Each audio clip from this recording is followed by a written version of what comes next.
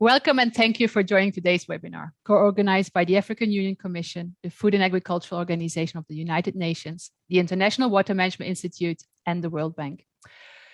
We are going to begin shortly. As you'll notice in the webinar, all attendees, we would like you to stay muted. However, we encourage you to ask your questions in the chat box. We will also have breakout rooms later today in which you can exchange on your experiences. I'm going to hand over right now to Dr. Ahmed Elmakas from the African Union SAFGRAD to start the webinar.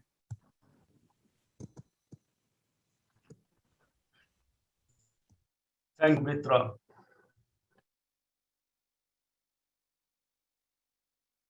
Avec votre permission, je voudrais poursuivre en anglais. السيدات والسادة، السلام عليكم. بعد إذنكم من حديثي باللغة الإنجليزية. Good morning or good afternoon according to the time here. I'm Ahmed Elmakas, coordinator of the African Union Specialized Technical Office for Agriculture Research and Development, which called African Union SAFGRAD. And we will together with Dr. Schmitter Petra, Senior Irrigation Specialist at the World Bank, and Dr. Adnulahor Mouri, Senior Production and Marketing Officer at African Union SAFGRAD, be your moderators for today's event. And we are wishing all of you could join with us and enjoy the event. And unfortunately, we have lost him, and this can happen, of course, in a live event. So I'm going to take over until we see him again. We are delighted with the African Union, together with FAO, the World Bank, and the International Water Management Institute to organize the event today. We have received over 700 participants from all over Africa, but even abroad. And we are really delighted to have this event all together. Today with us, Her Excellency Ambassador Joseph Asako, Commissioner for Agriculture, Rural Development, Blue Economy and Environment of the African Union. Thierman, Regional Program Leader, FAO Regional Office for Africa. We have Ms. Doina, Program Leads at the World Bank, representing Mr. Osman Diou, country Eritrea, Ethiopia, South Sudan, and Sudan. And we do have Dr. Mark Smith, Director General of the International Water Management Institute as well. The representatives of the various organizations will deliver remarks and the statement in the organization. Then we will have the second session. We have excellent speakers in the area of irrigation development, and that will be moderated by my colleagues, Dr. Petra and Dr. Mouri. Dear members in the irrigation sector, I think that are sharing with me the interest of listening to the representatives of the various institutions. And it seems we have challenges again to hear Ahmed Elmakas. So FAO has a water platform which is designed to ensure operational effectiveness across FAO. It improves collaboration between the various departments. We would like to invite Dr. Ade Freeman, Regional Program Leader at FAO Regional Office for Africa in Ghana, to deliver his remarks. Dr. Ade has extensively worked in research and senior management positions across Africa, including with the CGR. Dr. Ade Freeman, the floor is yours. Thank you very much, Madam Moderator, and good morning, good morning or good afternoon, distinguished participants, ladies and gentlemen. On behalf of the FAO Regional Office for Africa, it is my pleasure to welcome you to this webinar on operationalizing farmer-led irrigation development at scale.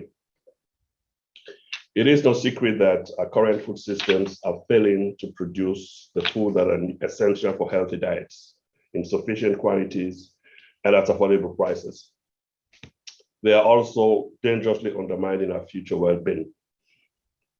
Prudent, long-term management of the natural resource base on which agriculture fundamentally depends is critical to foster sustainable transformation of agri-food systems. It is within this context that the deliberations in this forum are very important to inform the design and implementation of farmer-led irrigation development initiatives in Africa.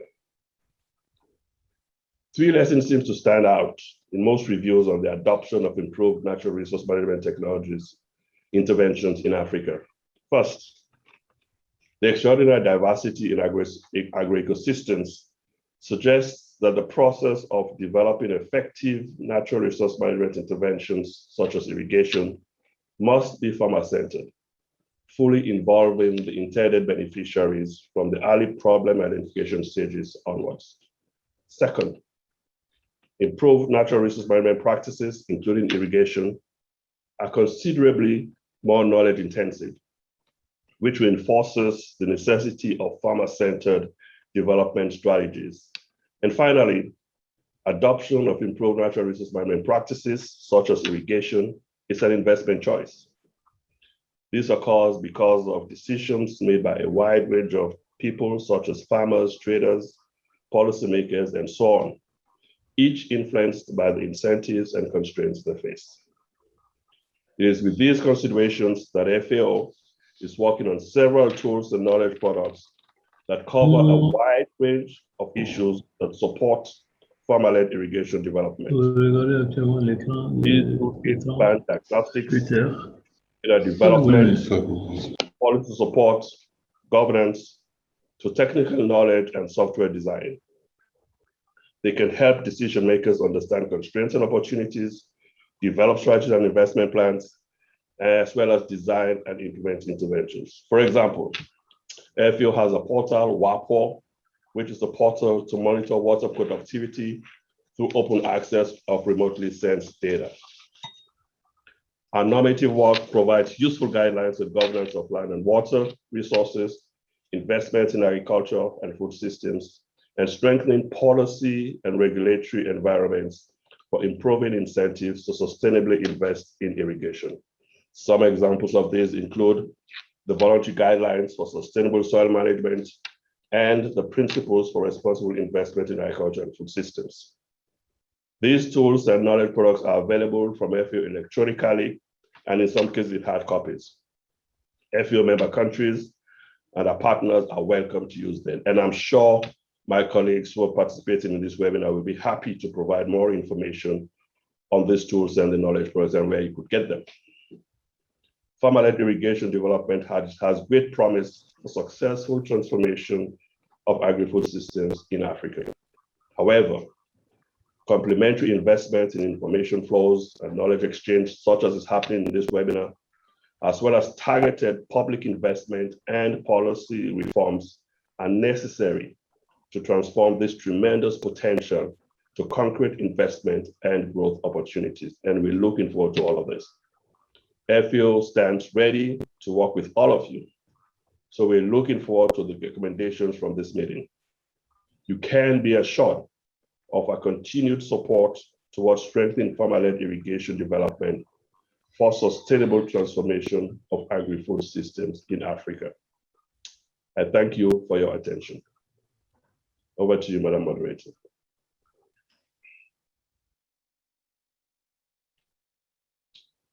Thank you.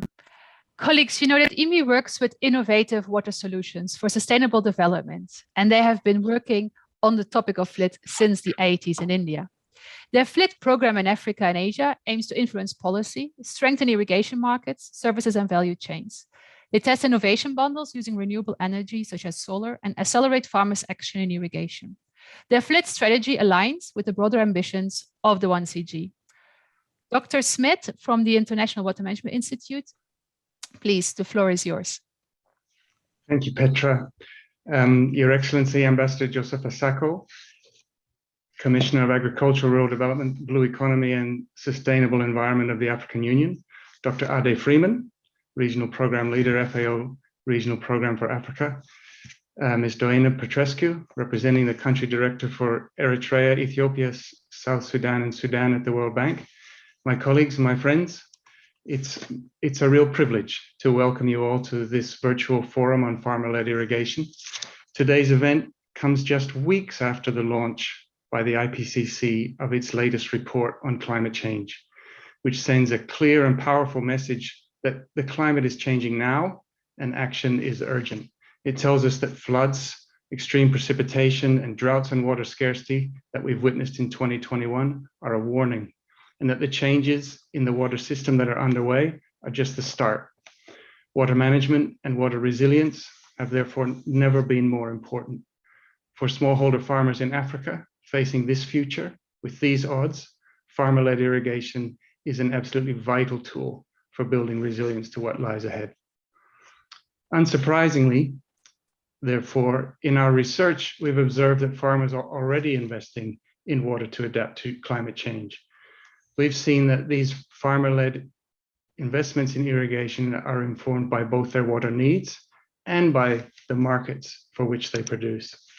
As a result, supporting climate adaptation by smallholder farmers depends on overcoming barriers to investment by farmers in water solutions and on the functioning of agricultural value chains. Our assessment at IWMI is that seizing the opportunities of farmer-led irrigation rests on four fundamental needs. First is a systematic approach to innovation and adaptive scaling. This goes beyond putting pumps in fields, and therefore second is strengthening the enabling environment of policy, value chains, and inclusion to amplify scaling. Third are national multi-stakeholder platforms to overcome systemic barriers, such as we're leading in Ethiopia with support from the USAID's Innovation Lab for Small-Scale Irrigation and alongside colleagues at the 2030 Water Resources Group.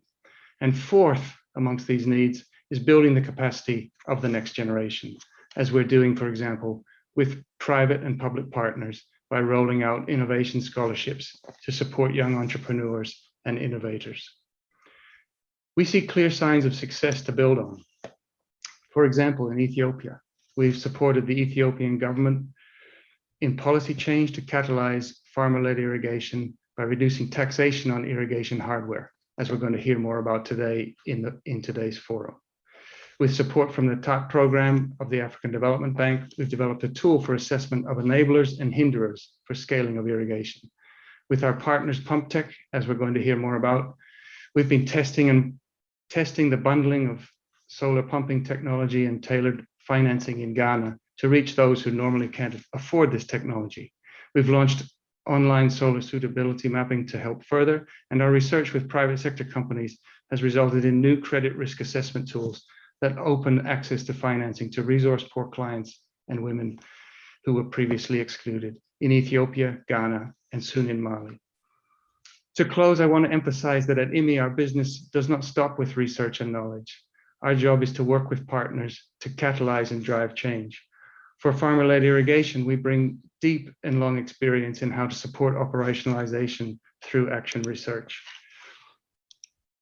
I thank the African Union, the World Bank, and FAO for your partnership in this agenda and in staging today's event.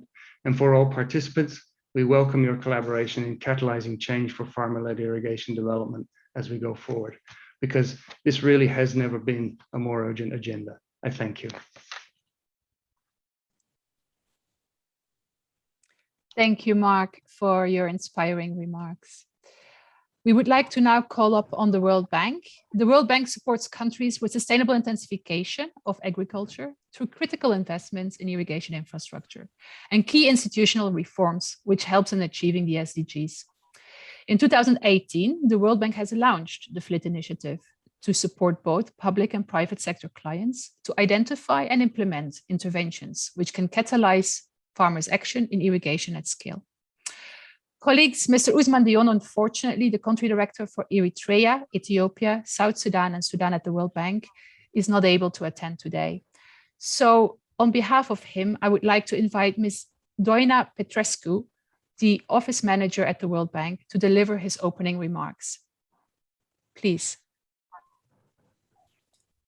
Thank you, Petra. Good morning, everybody. Good morning, Your Excellency, Ambassador Josefa Sacco, Commissioner of Agriculture, Rural Development, Blue Economy and Sustainable Environment of the African Union, Mr. Ade Freeman, FAO Regional Program Leader, and Dr. Mark Smith, Director General, International Water Management Institute. Ladies and gentlemen, on behalf of the World Bank Group, I would like to welcome you to this virtual forum.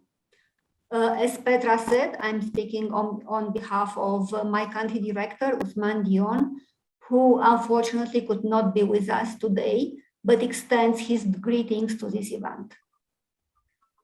As you know, countries across Africa are impacted heavily by climate shocks, inequitable access to water, and critical weaknesses in the resilience of natural resources. The COVID pandemic has amplified these challenges. Countries are experiencing major setbacks on their path towards achieving the Sustainable Development Goals. Poverty is increasing for the first time in a generation and disproportionately affecting vulnerable groups. Africa is expected to face a prolonged and difficult recovery amid unequal vaccine access. This is why the World Bank launched an early replenishment process of the International Development Association, aiming to support countries in their recovery from COVID crisis and transition to a green, resilient, and inclusive development. Agriculture in Africa is largely based on smallholder farmers. Their farms are small, but their collective contribution to food production and income generation is massive. They are also those most vulnerable to climate change.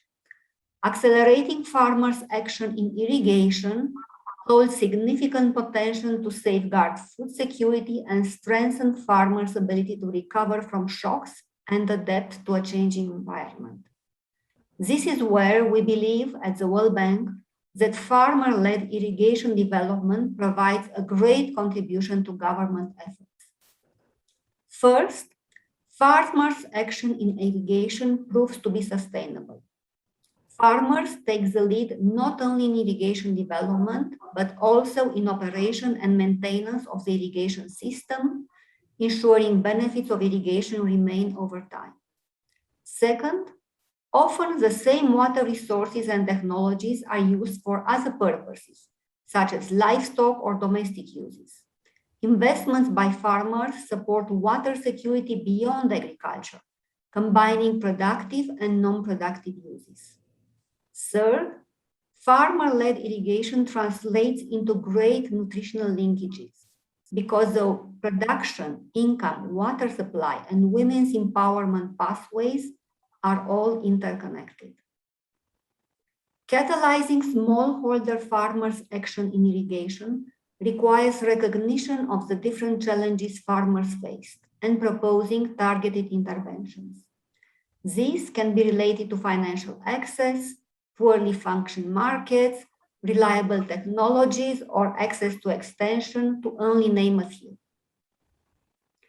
The World Bank, together with the Global Water Security and Sanitation Partnership, GWSP, and the 2030 Water Resources Group, stands ready to keep supporting countries across Africa to identify effective strategies to scale up small-scale farmer-led irrigation development, making it a faster, cheaper, more sustainable, and inclusive process. For example, we are in the process of discussing irrigation programs, new programs in Sudan and Ethiopia, where we are exploring opportunities offered by a farmer-led irrigation development approach to meet government and society needs. Finally, I wish you a successful and stimulating exchange at today's event. May this be the first of a continental-wide multi-actor knowledge exchange network. Thank you.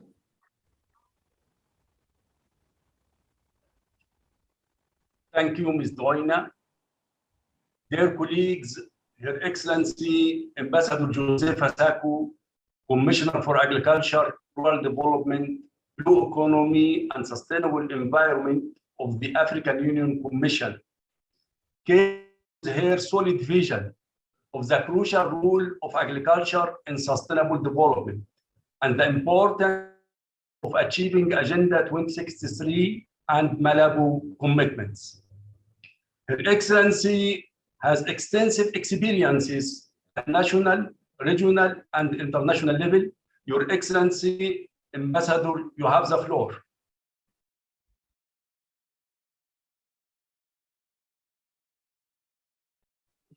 Thank you very much, Dr. Hamed, for giving me the floor. Good afternoon from Addis Ababa. Good morning, depending on your geographic location.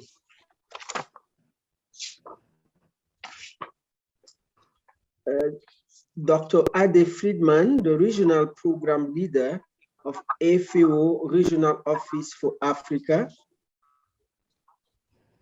Mr. Usman John, Country Director of Eritrea, Ethiopia, South Sudan, and Sudan, the World Bank, was represented by my predecessor.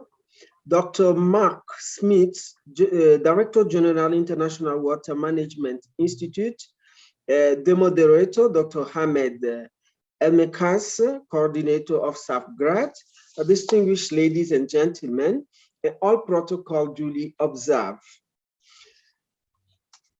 It is with a great pleasure that I address you this morning on a very topical issue of irrigation management, and I extend to you very warm greetings from His Excellency Musa Faki Mohammed, the chairperson of the African Union Commission. I hope you are all well and keeping safe from the Delta variant of COVID-19 pandemic, as well as Ebola virus in part of West Africa.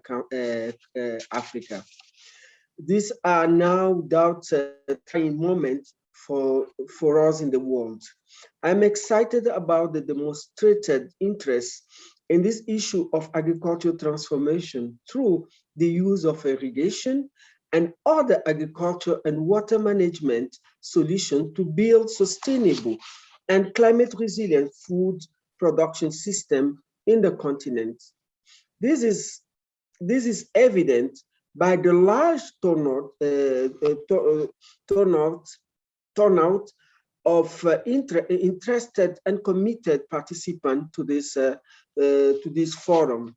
Distinguished participants, smallholder farmer still represent food production landscape.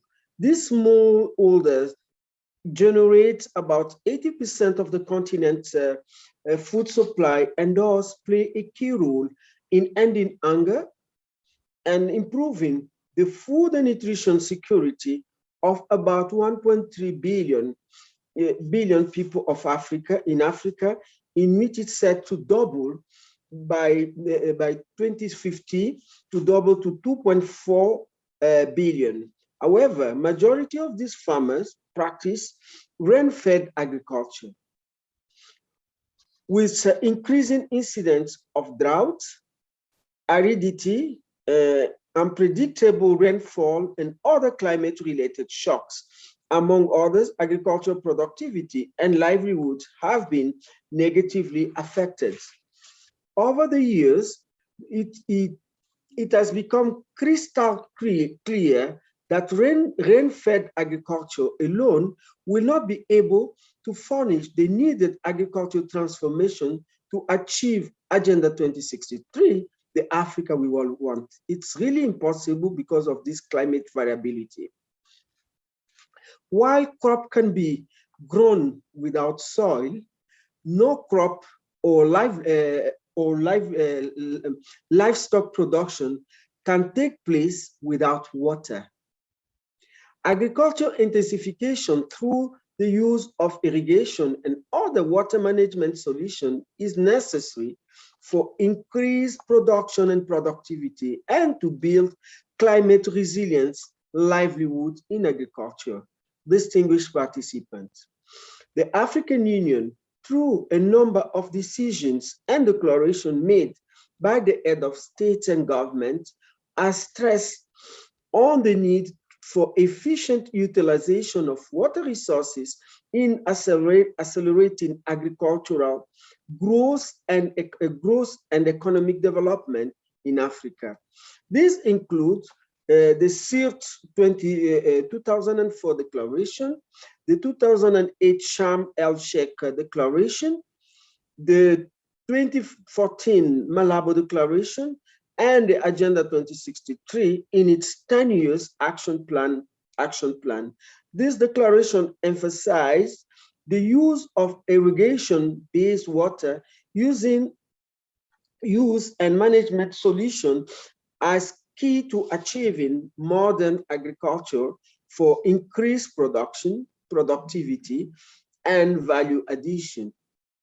To build climate resilience livelihood and support agricultural transformation, the African Union Commission in 2020 launched the framework for irrigation development and agricultural water management in Africa.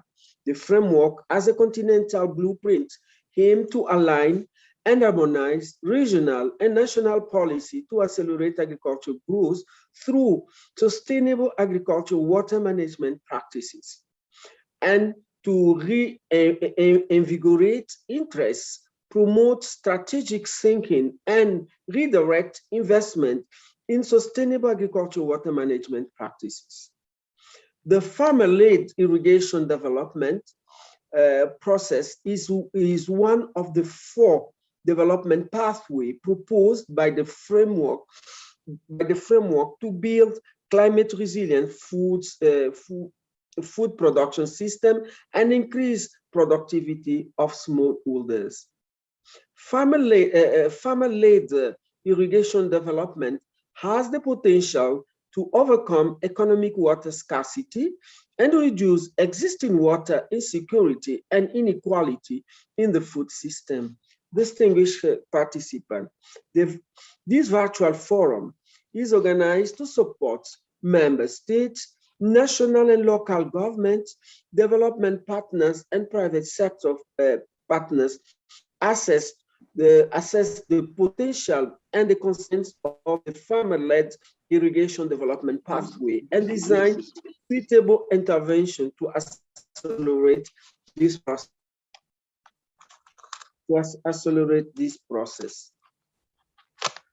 Sorry, my papers are not helping me.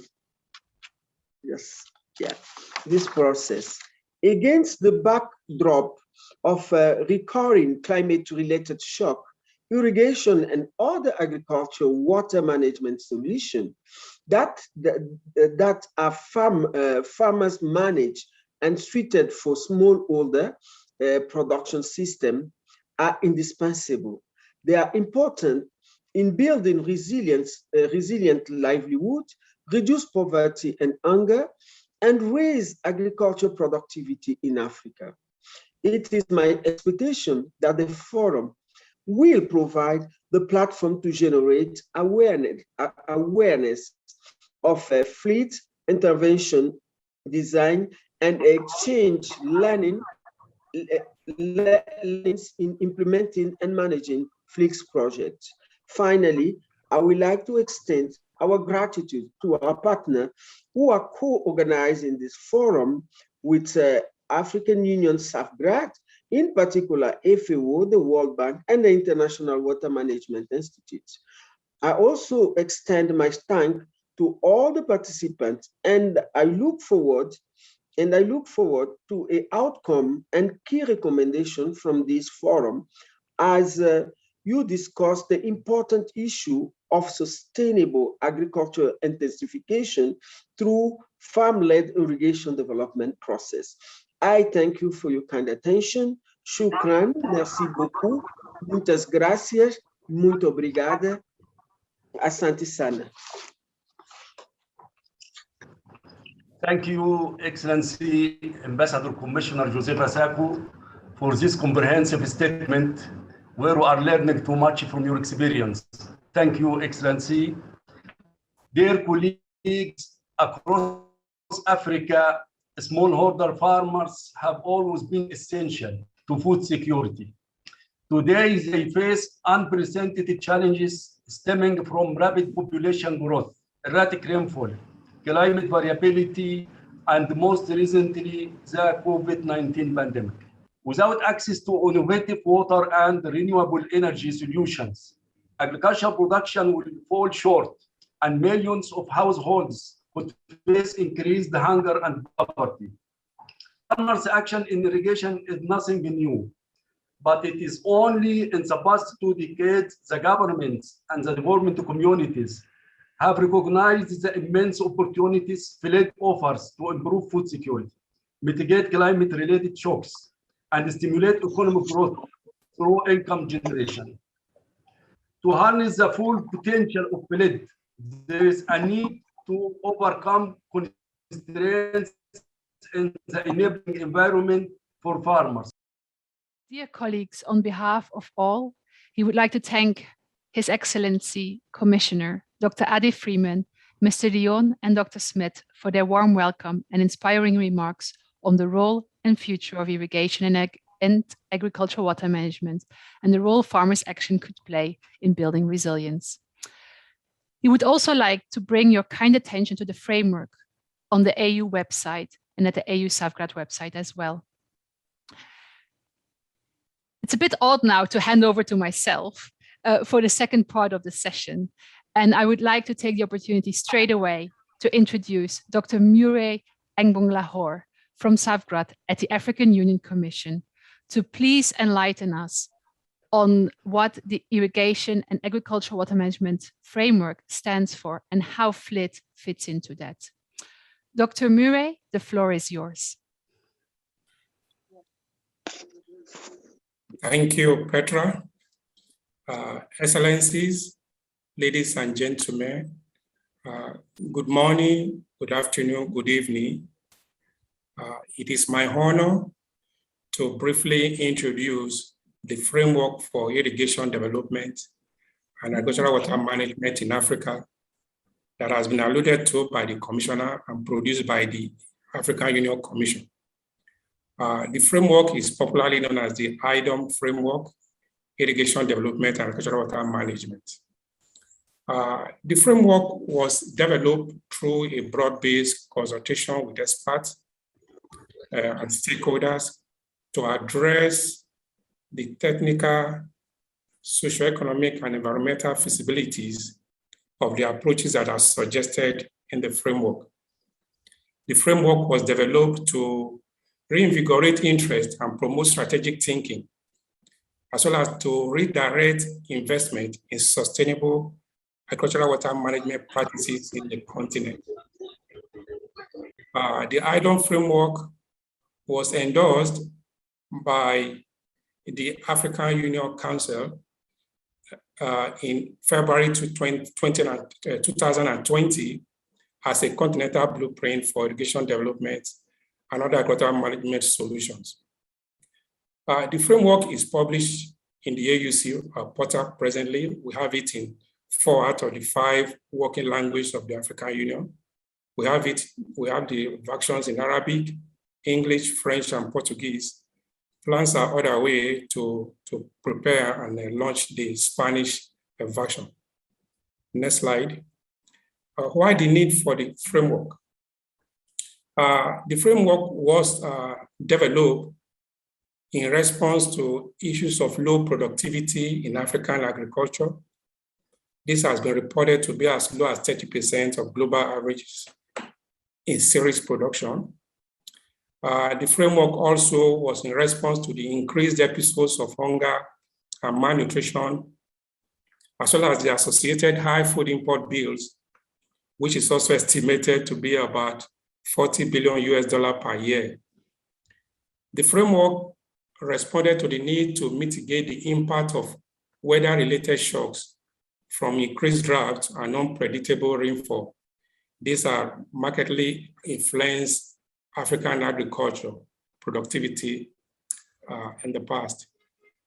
In the last 2 decades, several decisions and declarations of the African Union Assembly have harped on the need to leverage efficient water management to drive agricultural growth and transformation in the continent. so as to achieve the African we want, as the Honorable Commissioner rightly said. In her speech also, Madam Joseph Asako did mention some of these decisions and declarations by the African Union Assembly. Next slide. The structure of the framework. The framework is organized into 3 chapters. Chapter 1 gives the introduction of the framework, the rationale, the methodology adopted, and the agricultural water management scope covered by the framework. Chapter 2 looks at the opportunities and challenges of using improved agricultural water management solutions in Africa from previous projects. It also looks at the lessons learned from them. Chapter 2 also dwell on the cross-cutting issues and highlighted that increased population and associated increased food demand, climate change, reduced productivity of rain-fed agriculture, underutilized irrigation resources are enablers to spur irrigation use in the continent. The economic linkages between irrigation and sustainable livelihoods, resource productivity, and the need to plan schemes in accordance to the affordability and willingness of the smallholders to pay are discussed as lessons learned from previous projects. Chapter 3 of the framework looks at the 4, though not mutually exclusive, agricultural water management pathways proposed in the framework. And the farmer-led irrigation development process, the FLID process, is key in this. Also, Chapter 3 considered the cross-cutting agricultural water management development issues.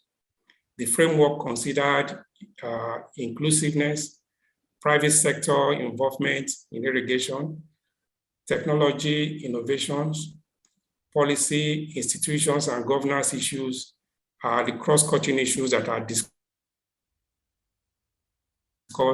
in the framework. Chapter 3 of the framework ends with a conclusion and recommendations. Next slide. On the screen is the scope of the agricultural water management solutions that are considered in the framework. The framework addresses the entire scope of the agricultural water management spectrum, from the purely rain-fed interventions, including in-situ feed practices, to the fully irrigated blue water abstraction and conveyance scheme. These are the framework, these are the agricultural water management solutions that are considered in the framework. Next slide. One of the pathways is the improved water control and watershed management in a rain-fed environment. This pathway is proposed as rain-fed agriculture covers more land in the continent. Rain-fed agriculture is still the dominant production system among smallholders. The framework analyzed and discussed related policy, technology, legal issues, financial interventions that are needed to leverage this approach in raising production and productivity in the continent. Next slide. The framework proposed also the renovation and modernization of the several large-scale irrigation schemes that adopt the irrigation landscape in the continent. The framework discussed the suboptimal performance of most of these large-scale schemes, despite the huge economic costs invested. The framework addressed the needed policy, technology, legal, financial, and even the managerial re-engineering that is needed for sustainable use of large-scale irrigation scheme. Next slide. Also, the framework proposed the use of unconventional water for irrigation. This includes wastewater treatment, recycle, and reuse, as shown on the slide. This is premised on increased water wastage and shortages in most urban areas, the high urbanization rates in the continent, and the growth of the very profitable peri-urban agriculture. These are the prop for selecting this approach in water use. The framework assesses the policy issues related to unconventional water use, issues of standard, knowledge and capacities. It also addresses social, technical, ethical, and health-related interventions that are needed for this approach to be accepted and used. Next slide. The farmer-led irrigation development process, this is where we are focusing on. This is proposed in the framework. It is the fastest growing irrigation and the dominant source of irrigation expansion in the continent. In the last 20 years, the last 2 decades, this has been really in the forefront.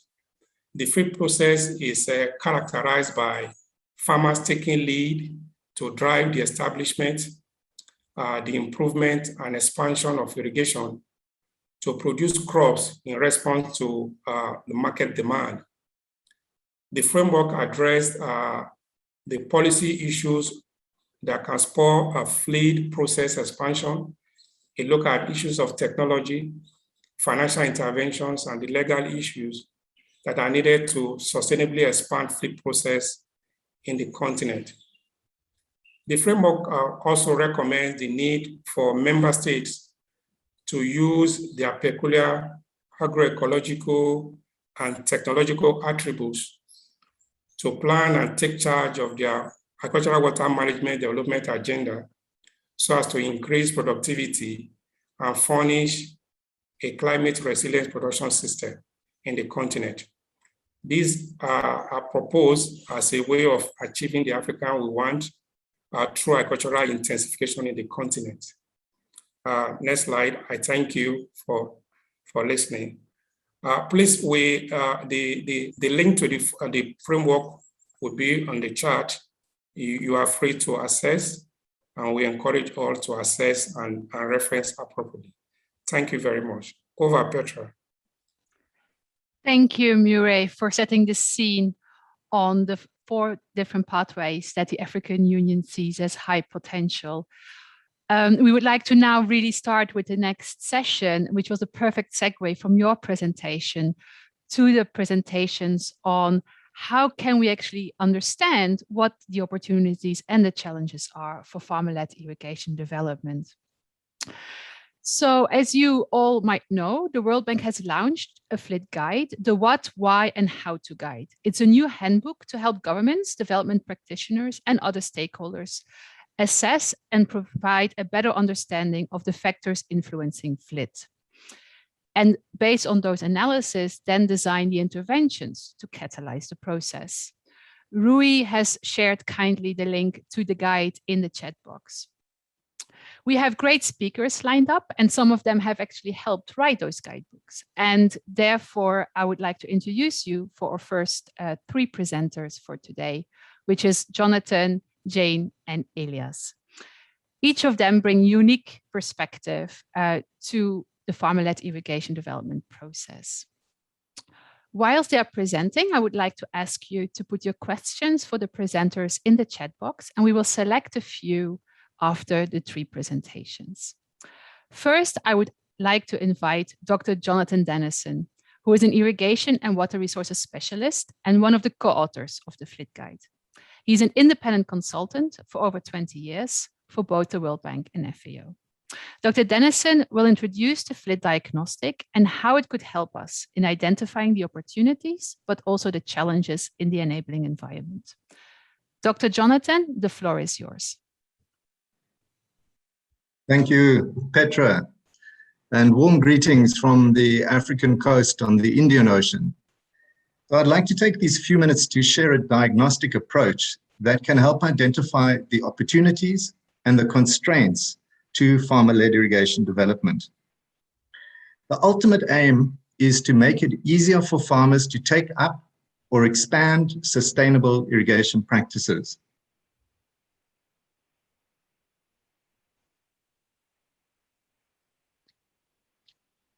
So first of all, what is farmer-led irrigation development, or FLID? This is the process where farmers are in the driver's seat of irrigation uptake or expansion. It's different from public irrigation development where government is the main driver. usually involving large civil engineering infrastructure. While farmers are the drivers of FLID, tech suppliers, agribusiness, financing institutions, and government are also all key actors in that process. Most of you will surely have seen this rapid acceleration of irrigation farming, which is a prominent feature across Africa, taking place in wetlands, along rivers, on hillside streams, and near irrigation schemes, and also at urban outflows. There is no doubt that these kinds of irrigation farmers who take such initiative have always been there. But perhaps as planners, researchers, and decision makers, we are seeing more clearly now the tremendous opportunity to achieve long-standing development goals by learning from and building on this momentum. We all acknowledge the tremendous diversity amongst farmers and in the nature of their operations. Farmers have many different faces, both literally and figuratively, and operate in many different places with different crop and tech systems, often different even from one neighbor to the next. The strategic question is, how do we accelerate this ongoing FLID process so that more farmers can derive more benefits from irrigation, but at the same time, ensure that water and land resources are protected for future generations? So the diagnostic approach helps to answer this question. Farming is obviously a complex business with many connected factors that we must consider if we're wanting to catalyze change. We've identified 7 key factors to consider, and much like FLID, these are nothing new and will surely resonate with your experience. While they simplify reality somewhat, they give a handle on where to focus and why. So when conducting a diagnostic for a specific area, whether a region, a country, a province, or a district, you'll need to assess each factor and then the interaction between the factors, and finally, the combined effect that they have on the whole system, which is the farm business strategy. Next. So the top 2 factors, resource potential and farmer benefits, communicate the potential for FLID. The remaining 5 factors relate to the conditions that can constrain irrigation uptake. So in terms of formulating responses then, if those constraints are significant, they need to be addressed through interventions that reduce or remove the constraint, thus allowing the farmer-led process to accelerate. So let me briefly describe what one wants to explore for each factor. First, the justification, resource potential and benefits. So for resource potential, we assess water and land availability, looking not just at the quantity, but also the proximity of water to land. The FLID process is easiest and least costly to accelerate when water is close to farmers' fields, which is why FLID is so prominent where groundwater is shallow, next to rivers, and on the perimeter of wetlands. The second factor, benefits, are assessed by quantifying the gains from irrigation farming across the farming year in the form of crop budget. Irrigation allows for early planting, is associated with higher yields, and in many cases, an additional crop into the dry season. So when these accumulated incremental benefits over and above rain-fed farming are high, then the rationale for support to FLID is strong. So where benefits are significant and resources are plentiful, this justifies an irrigation expansion agenda that aims for more farmers to benefit from irrigation. But even when benefits are high, it is often the case that water is scarce due to competition, both between farmers and between different water use sectors. In these scarcity situations, a response to support FLID may well be justified, but would have to include measures that strive for sustainability. Jumping from the 2 factors that communicate about the potential for FLID to those that potentially constrain FLID. So what one would ask in relation to these factors, first of all, in policy and legal, does FLID feature in the policy? Do laws and practices for land and water tenure provide secure access to those resources? Then in relation to knowledge, do farmers have access to the knowledge that they need across all domains of the farming system? In relation to finance, can farmers get affordable finance for the irrigation investments they need to make? Markets, do they have the networks and physical and digital infrastructure for effective market access? And technology, is quality transformative tech available locally at affordable prices? So in exploring these questions through study and a diagnostic process, each of these factors is assessed through data collection and also importantly through multi-stakeholder dialogue throughout the process. So one is getting rich perspectives from different angles within a wider group, from private sector, government, and researchers and the like. The scores are assessed on a 5-point scale, where 1 means very weak and 5 means very strong. Now, the idea of the scoring is to focus the debate. It's not a definitive answer in itself. I might think that the policy and legal environment from given a desk study is strong and give it a 4, while a government colleague with good insight into the real mechanisms of how the law is put into practice might assess that factor as 2. So the discussion, the debate, the implications, the possible solutions are triggered by our individual assessments to arrive at a working consensus across a multi-stakeholder group. So a plot of scores might look like this on a multi-axial plot. And here you can see at the top on the left, resource potential is moderate and farmer benefits are high. And that indicates a strong rationale for supporting FLID. But perhaps some caution about localized hotspots where water may be stressed. And then sustainability measures to avoid over-abstraction must be included in responses.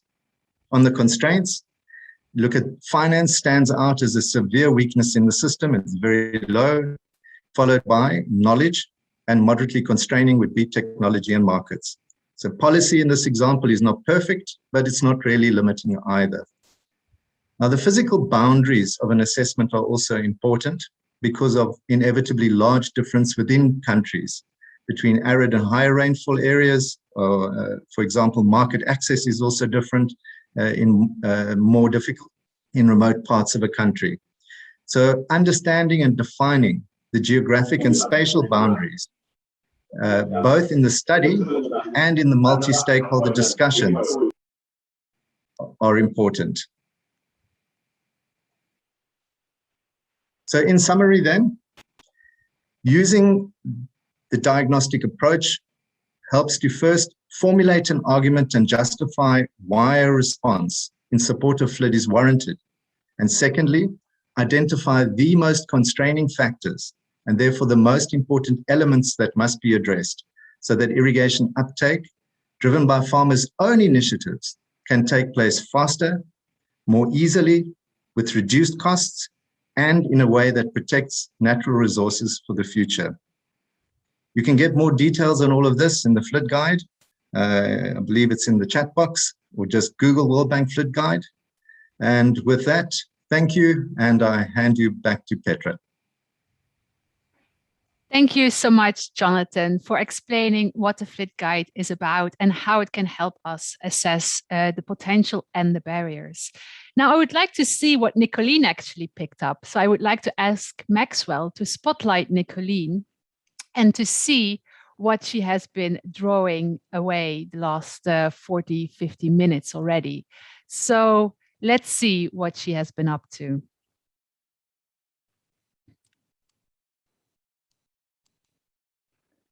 Great. So alongside all the keynotes and the welcome addresses, we definitely see there is a lot of potential and a lot of emphasis on the 7 factors so far.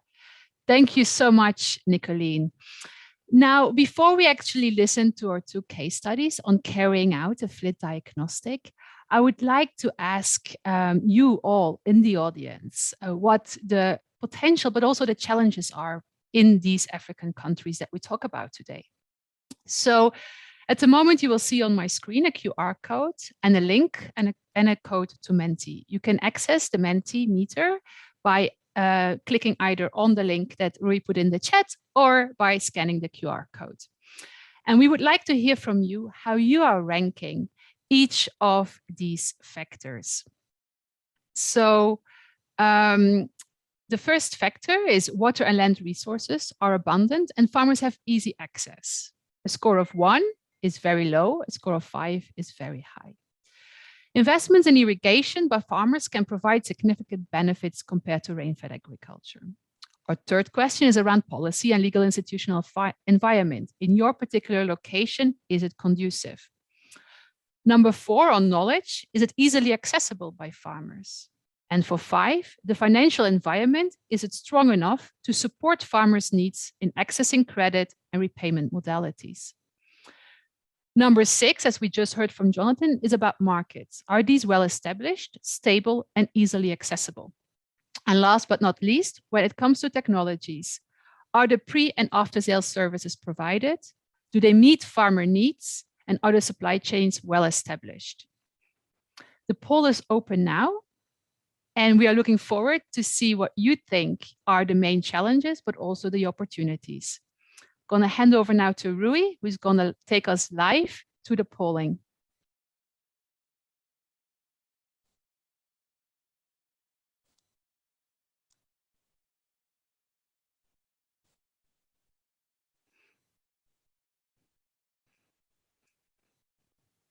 So there seems to be quite a consensus that it can really provide a lot of farmer benefits. The water resources are a bit in the middle. It seems that there are areas where there is abundancy. There's also areas where land and water resources might be a bit more challenging.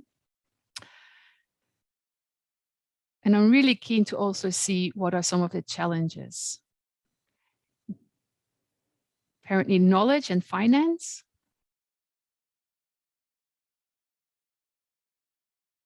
We're going to leave the poll a little bit longer open.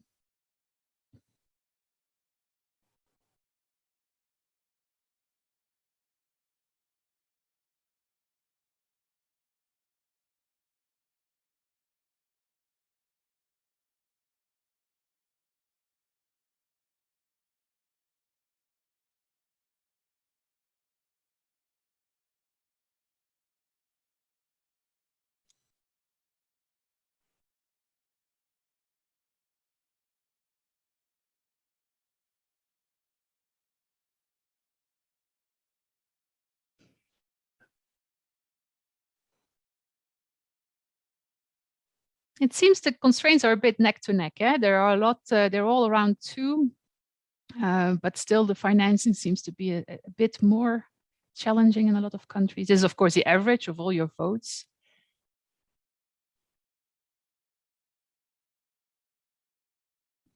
And it's good to see that there is a consensus on the farming benefits that it can bring.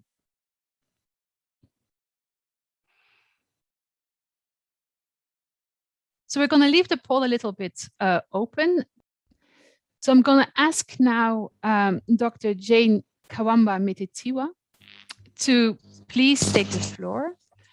Dr. Jane is a senior lecturer in the irrigation and water management at the Department of Land and Water Resources in Lilongwe University of Malawi. She brings extensive experience with FLID and recently contributed to a FLID diagnostic in Malawi. I look forward to hearing where she sees the potential from a FLID diagnostic that she recently carried out. Dr. Jane, the floor is yours. Thank you very much, Petra.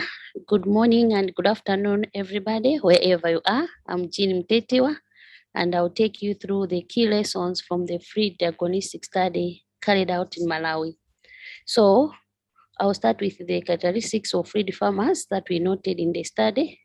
We noted that farmers that are growing crops during the dry season and first they start with basic tools and technology.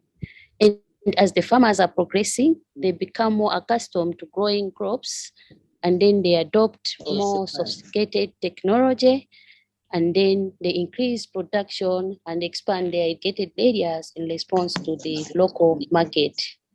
We also noted that they allocate water usage fairly in order to avoid conflicts. However, we also noted that Malawi government do classify these FLID farmers as informal, and this has implications in terms of policies that supports the FLID farmers in Malawi.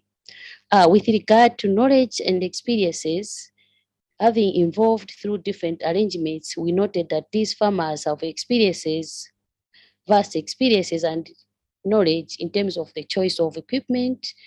We've seen farmers evolving from traditional watering can to water pumps. They have better understanding of additional demands that irrigation demands, like labor as well as time.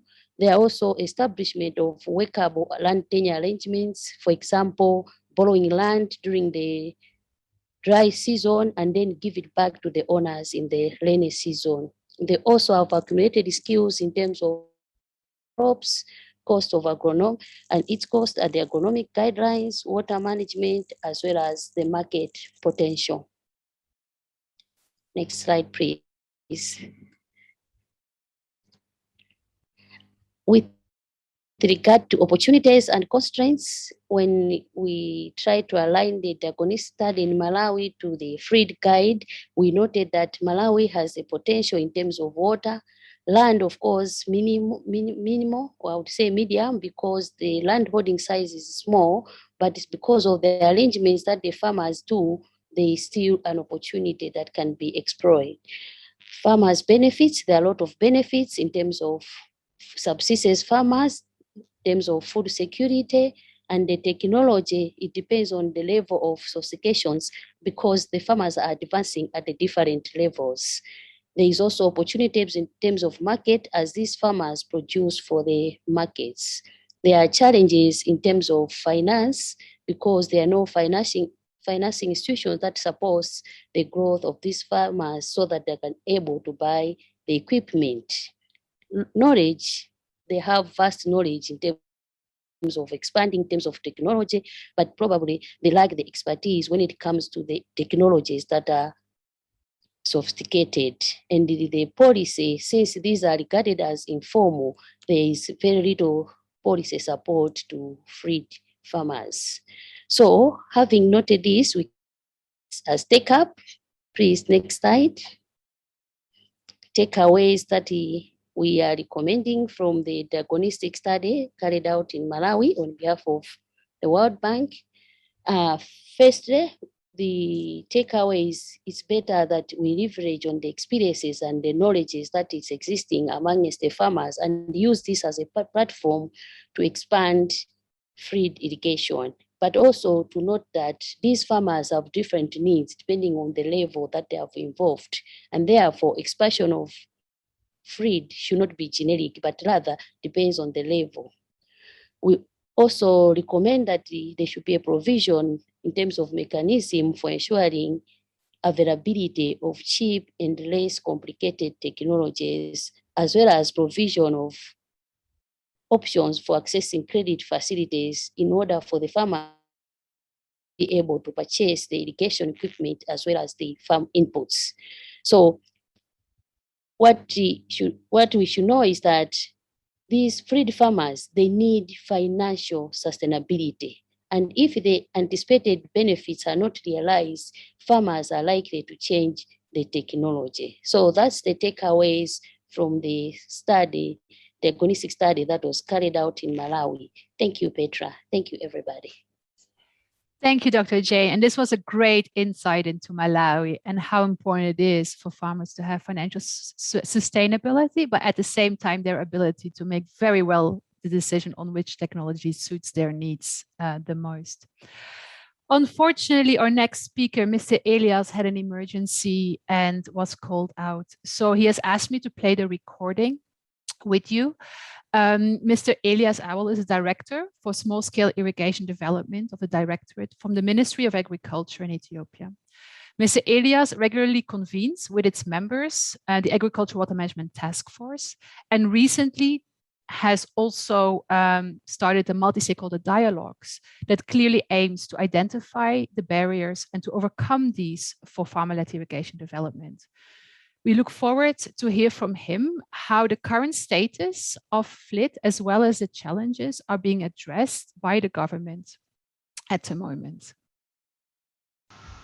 Thank you very much for inviting for these important forums. And my name is Elias Awel from Ministry of Agriculture, Ethiopia. and my title is Systemic Barriers to Accelerating Farmer-Led Irrigation at Scale in Ethiopia. The second slide will deal with the potential what we have, and irrigable land it's more than 7 million hectares, and currently irrigated land less than 1 million hectares, and also farmers currently engaged with this irrigation development is less than 5 million, and also we have a potential on 2 million hectares of shallow ground waters as a country, which is assessed. And the other one is the third slide, deals with the challenges and the solutions what we have in terms of policy and strategy. We have a challenge not indicated in the policies, like incentive mechanisms for farmer-led irrigation, and also lack private sector engagement, and there is no clear strategy for farmer-led irrigation development in the existing policy. And as a solution, improve or exempt tax for small irrigation technologies is very important one, and also include public-private partnership system. The policy is very critical on, and the need to develop clear strategy for small irrigation development. In terms of knowledge, lack of appropriate crop selection, lack of adequate extension service, poor data management system, and also limited coordination among private and government sector is very critical one, and it's a challenge.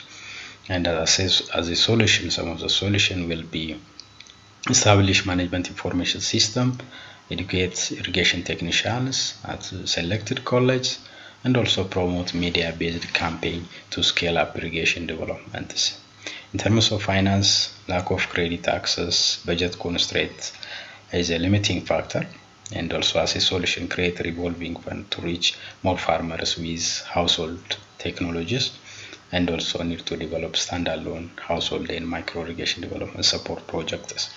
In terms of market, limited market linkage and poor service delivery is a challenge is what we have, and also need to develop as a solution public-private partnership approach, and also need to develop service delivery strategy or systems. In terms of technology, the challenge is what we have: timely supply of technology, quality of technology, affordability of technology is very important one, and we have a challenge on that. And also as a solution, promote and support local technology manufacturer like treadle pump and other abstraction methods, abstraction technologies, and the need to develop national standard for irrigation equipment and capacity building to be engaged for unemployed users to be engaged with these technology parts. The actions currently the government taken in terms of policy and strategy, the government revised the whole agricultural sector policies, including the water management aspects, and also we already developed a smallholder irrigation development strategy, and the tax already exempted for all technologies. In terms of knowledge, developed a irrigation extension guideline, and also develop irrigation management information system for data sharing, and also develop curriculum and start technician generation at selected colleges.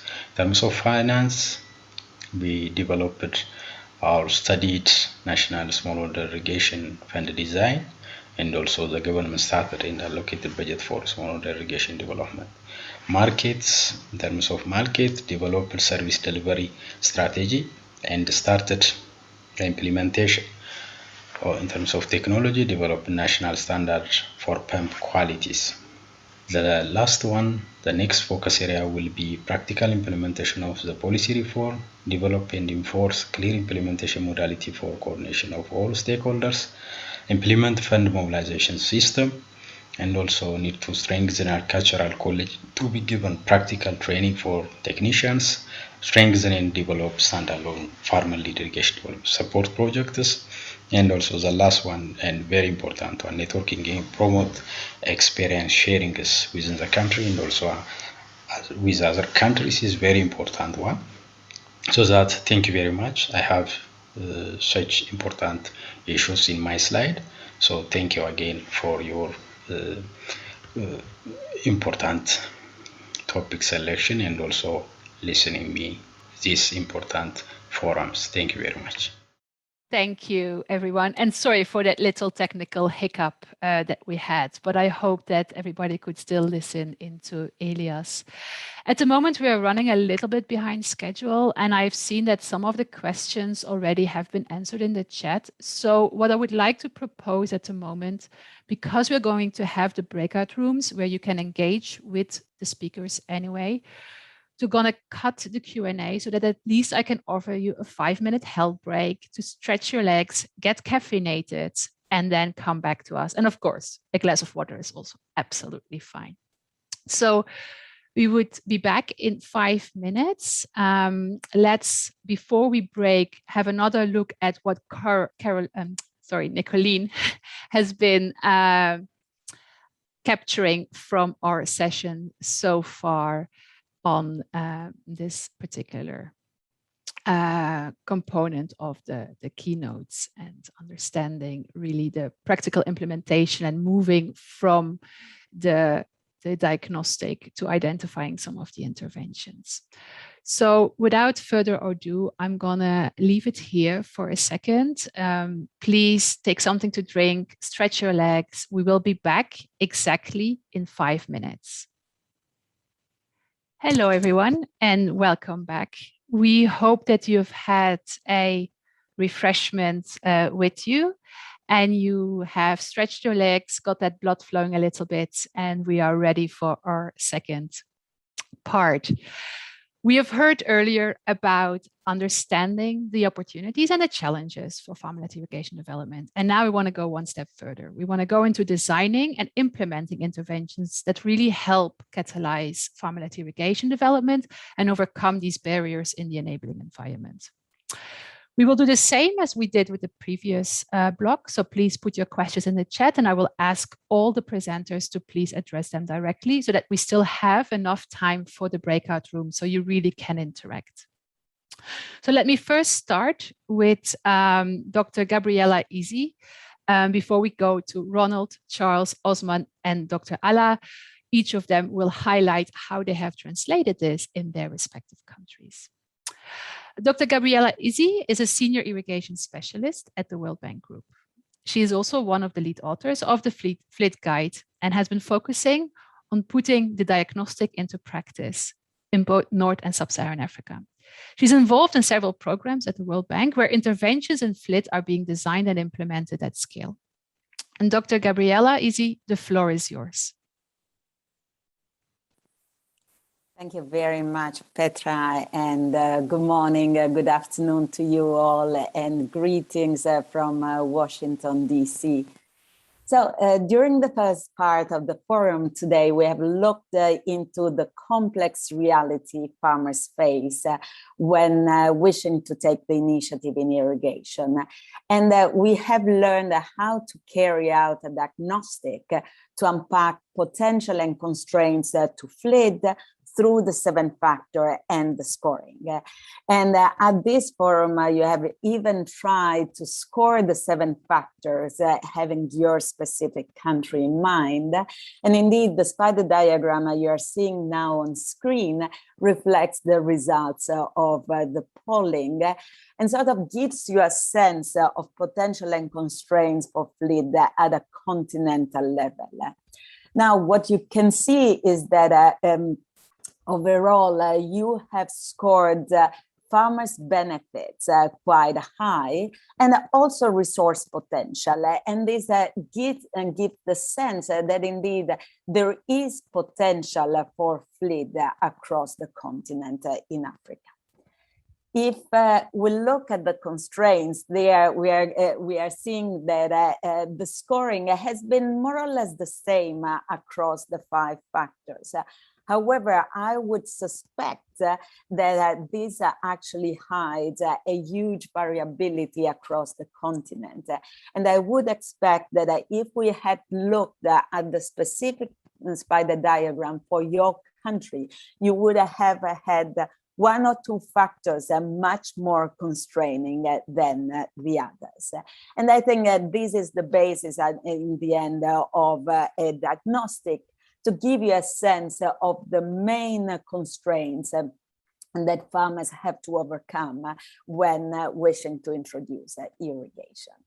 Next slide.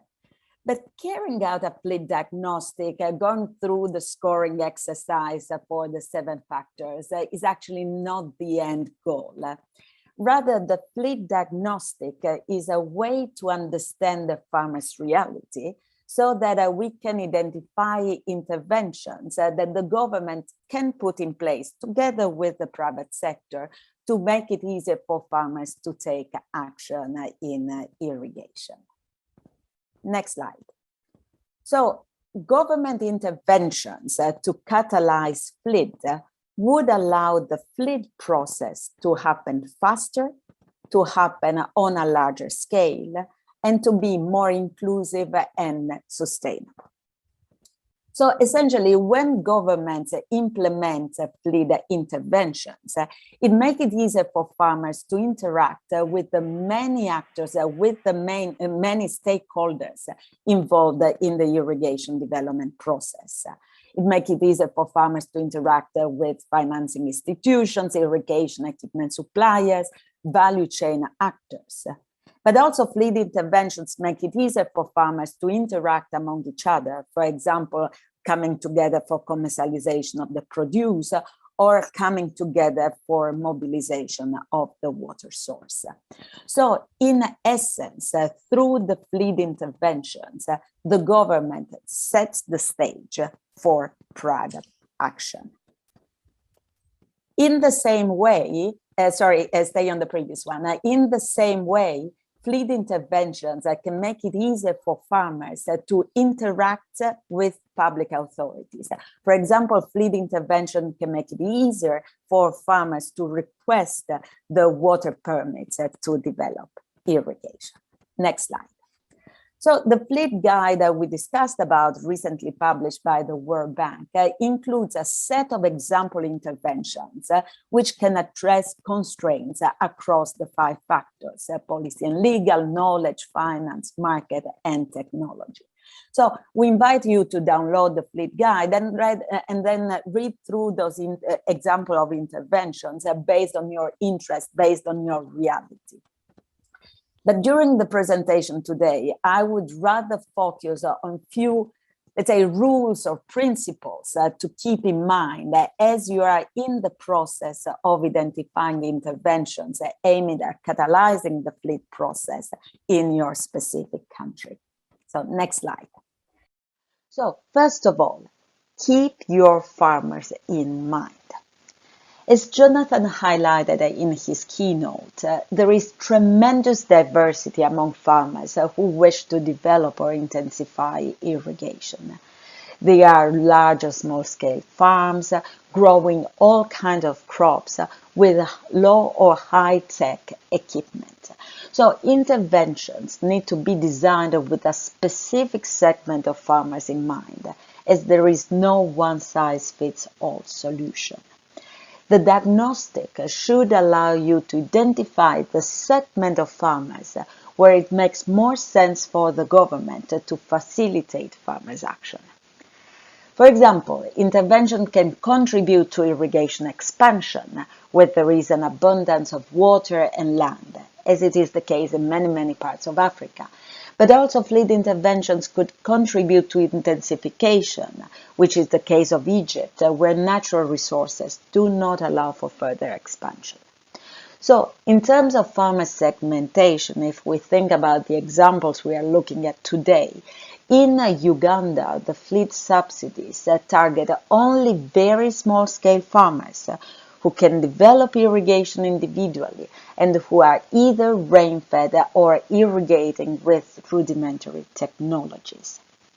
FLID interventions in Rwanda have a very similar target, but in this case, the segment of farmers targeted are slightly larger farmers. In Egypt, the focus of the FLID intervention is completely different, as in this case, FLID intervention are only focusing on farmers who are already irrigating, and so the focus here is really on intensification. So second rule to keep in mind as you identify your interventions to catalyze the FLID process is not to strive for perfection. With the FLID interventions, you will not be able to help farmers overcome every single obstacle they face when developing irrigation or intensifying it. So rather, the focus should be only on the main constraints. And this is why the spider diagram is useful. The spider diagram, through discussions, should allow you to identify only the most limiting factors. And in many countries discussed during today's forum, we are seeing a focus on a couple of factors that are actually the most constraining one for farmers' action. And rest assured that the farmers are very resourceful. So they will be able to work around the less constraining factors and will be able to work around less than perfect situation for the less constraining factors. Third principle, think big. Think about interventions that can catalyze farmers' action at scale. Think about an intervention that can work at scale and can make an impact on a large number of farmers. Think about tens of thousands of smallholder farmers, hundreds of thousands. We are past the phase of piloting FLID in Africa, and we should aim at a massive scale up. Next slide. And now we are at the fourth and last principle. Be inclusive in the identification of the interventions. FLID is a process that by definition brings together a variety of public and private actors, and the identification of the most suitable intervention needs input from all the actors. If we think ministries that bring together water, agriculture, energy, environment, to name a few, success in catalyzing FLID require proximity and tailored solutions. This is why you should bring in local governments when identifying your interventions. Of course, you should bring together research, the universities, development partners, NGOs.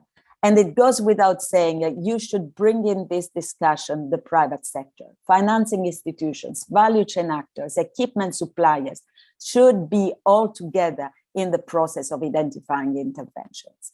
And of course, the voice of farmers should be loud and clear when you identify priorities for action. So Kenya, for example, has been a great example of putting together a task force to collectively identify priorities and FLID interventions. And once you identify your FLID interventions, you would need to partner up wisely for their implementations. And what do I mean? Essentially, there are going to be interventions that are going to be rather easy for governments to implement. However, there will be other interventions to catalyze FLID that, because of political economy, institutional implication, might require more effort. And it's on these difficult interventions that you want to focus the attention of development partners, like the World Bank. Next slide. So we have arrived at the end of my presentation. You see the 4 key principles to identify, to keep in mind as you identify interventions in your country following a diagnostic and scoring process. But now we look forward to hear how this process of intervention identification and implementation has been happening in practice in some countries. So back to you, Petra, for the case studies. Thanks. Thank you very much, Gabriela. So keep your farmers in mind, don't strive for perfection, think big and partner up wisely. I think we all took away those 4 super important key messages. So to hear from our case studies, I would like to invite Engineer Ronald Kato Kaidzi, Acting Commissioner from Agriculture, Infrastructure, Mechanization and water for agriculture production at the Ministry of Agriculture, Animal Industry and Fisheries in Uganda. Wow, that's a whole mouthful. The microscale irrigation program is in line with Uganda's national irrigation policy, which aims to create 1.5 million hectares of irrigated land by 2040. It's an ambitious program to empower smallholder farmers to initiate and invest in irrigation and build climate resilience. Mr. Kato, the floor is yours. It gives me great pleasure to talk about the use of digital innovations and tailored subsidies to expand technology access, drawing experience from the microscale irrigation program in Uganda on this forum. The Ministry of Agriculture, Animal Industry and Fisheries, through the districts, is implementing the program supported by the World Bank. The program aims at supporting smallholder farmers to overcome knowledge and financial constraints to sustainable irrigation development. Phase 1 started in 2020 with the 40 districts. It will be rolled out to the rest of the country in the next financial year, 22-23. The success so far includes 16,000 farmers who expressed interest beyond our target of 10,000 farmers. The program targets to equip at least 5,000 farmers every year with an estimated 10,000 acres. The subsidy plus the farmer's contribution covers the total cost of the irrigation equipment. The subsidy ranges between 25% and 75% of the total cost of irrigation equipment, with a maximum contribution of $2,000 per acre per farmer for a maximum of 2.5 acres, depending on the irrigation equipment selected by the farmer. The irrigation technologies supported include sprinklers, drip lines, and drag hose powered by solar and fuel pumps. The extension staff in the districts guide the farmers on the different technology choices that best suit their crops and site conditions. Solar powered equipment is more subsidized than the fuel powered systems due to their high initial cost of purchase. Secondly, it also increases the uptake of environmentally friendly technologies. In addition to the subsidies under the program, irrigation equipment is tax exempted, and hence the equipment suppliers can now sell at lower prices. The key stakeholders under the program playing different roles include the ministry, districts, farmers, irrigation equipment suppliers, financing institutions, and produce off-takers. The program relies on the use of the eTrack app. It was developed to be used by the district agriculture extension staff to collect program-specific data from the farmer field visits. It is an Android app that can be installed on mobile phones and is available on the Google Play Store. It comprises a set of modules to support farmer registration, individual farmer assessments of land and water resources, and decision support on technical solutions and indicative investment costs. Through the app, the technical staff are able to calculate and inform the farmer the amount of subsidy that they are to receive and the amount of co-funding. The ministry and districts are able to remotely track implementation and progress of the program using microscale irrigation management information system. The system is able to track and provide information on monitoring and evaluation requirements to facilitate more detailed analysis and process monitoring of the program. In addition, it also tracks the procurement process, facilitates financial reporting, grievance redress mechanism, and client satisfaction. Next. In conclusion, it is important to note that access to agriculture extension services and knowledge in irrigation agronomy are critical for program success. Subsidies and incentives to small-scale farmers greatly enhance technology uptake. The use of digital technologies and systems facilitates data collection, knowledge management, and research and development. The cost of water source development is the biggest constraint to the farmer access to water for irrigation in this program. And lastly, market access and information enhances sustainability. Thank you very much for listening. Thank you very much, Ronald, and apologies for my end of slide glitch. And it's really encouraging actually to see how big the demand of farmers really is in Uganda and how you have been using digital innovations to help organize that in a very clever way. I would like to now invite engineer Emile Ruzibiza. He will present Rwanda's case study on behalf of Dr. Charles Buchachku. Apologies for that as well. Emile is the head of the Department of Land Husbandry, Irrigation Innovation and Technology Transfer at the Rwanda Agriculture and Animal Resources Development Board.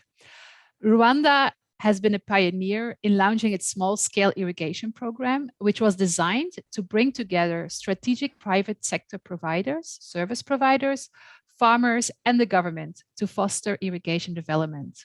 Emile, the floor is yours, please. Thank you, Petra. Good afternoon and good evening, ladies and gentlemen. Greetings from Kigali in Rwanda. I'm going to go through the topic which is related to identifying opportunities for FLID, farmer-led irrigation development, for the small-scale irrigation program in Rwanda. In Rwanda, there is a high potential for development of farmer-led irrigation program, where we have large lakes and rivers as source of water. And we have already identified around 85,000 of hectares as potential site for small-scale irrigation technologies, where it's the cost of investment is relatively low comparing to the investment for large scale. We are also observing that farmers are tangibly improving their livelihood. We are really observing benefit these farmers. However, we have some. It has been observing some challenges in terms of technical challenges or financial challenges with regard to operation and maintenance or of these irrigation schemes or the low capacity for effectively use advanced irrigation technologies. And this is to talk about the technical challenges. With regard to financial challenges, there is a challenge for some farmers to have around 50% of subsidy. The acquisition of this equipment is going through a couple of steps, including community mobilization, identification of beneficiaries, the procurement of small-scale irrigation equipment. Next. The equipment provision and installation of this equipment through the service providers. As you know, we have to partner with these service providers who are hired for the provision of this installation and providing, lastly, the capacity building to these farmers who have acquired these small-scale irrigation technologies equipment. And this is, of course, to a capacity building is related to bringing them to increase skills in terms of operation and also maintenance of these irrigation schemes. As a takeaway, we it's observed that small-scale irrigation technology remains an effective strategy to increase the acreage in irrigation. There is also a need to explore financial mechanisms to support farmers' cost share. Also, there is a need to diversify SSIT technologies, taking into consideration farmers' need. So in conclusion, it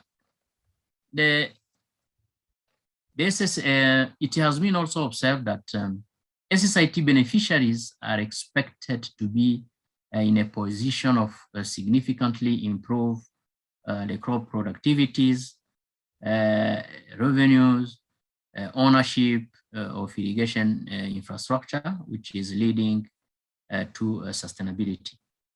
Thank you very much. Thank you, Engineer Emile Zibiza and Dr. Charles Puchagu, I managed, for this great example on Rwanda.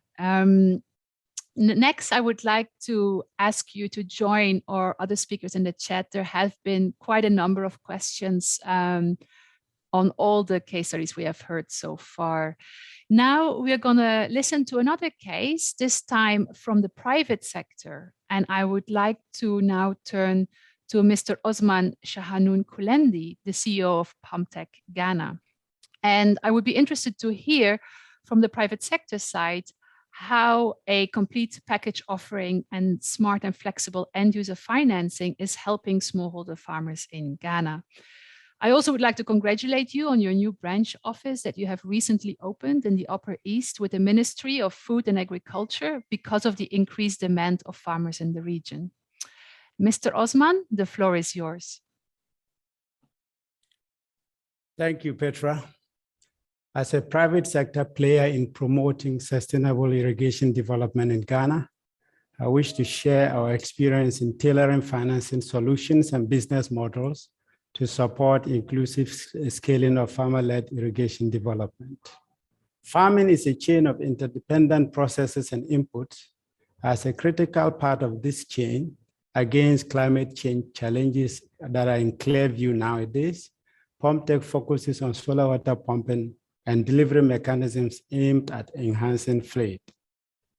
From a quarter acre of land to the large farmers in Ghana, we promote a wide range of solar pump systems with accessories, all integrated into a single design tool aimed at offering the lowest risk possible to projects. Our day-to-day engagement with farmers confirmed the tremendous effect and rising cost of diesel and petrol pumps posed to their irrigation enterprises. Interestingly, they see the need to invest in solar water pumping as a great alternative. But here is the challenge. Over 80% of our farmers here are unable to afford the upfront investment cost of solar pump systems and therefore need some credit financing. Through our multi-stakeholder win-win partnership drive, we introduce pay-own financing with full service packages. This raised interest and uptake of solar pump system for irrigation significantly here in Ghana. Our newest branch office opened in Upper East part of Ghana is a testimony, as Petra mentioned earlier. Next, please. In partnership with International Water Management Institute, we identified market segmentation as key for expanding into our new markets. We segmented the market within Northern Ghana based on farmers' access to land, water, irrigation, and production arrangements, as well as financial capital and product preferences. This enabled us to design and adopt tailor-made business models and financing mechanisms for each of these segments as shown. The resource-rich farmers typically own land and have access to water resources with advanced irrigation systems, but using diesel or petrol pumps. These farmers are interested and have potential to acquire an equivalent replacement of a solar pump system, but can only do so through payment by installment.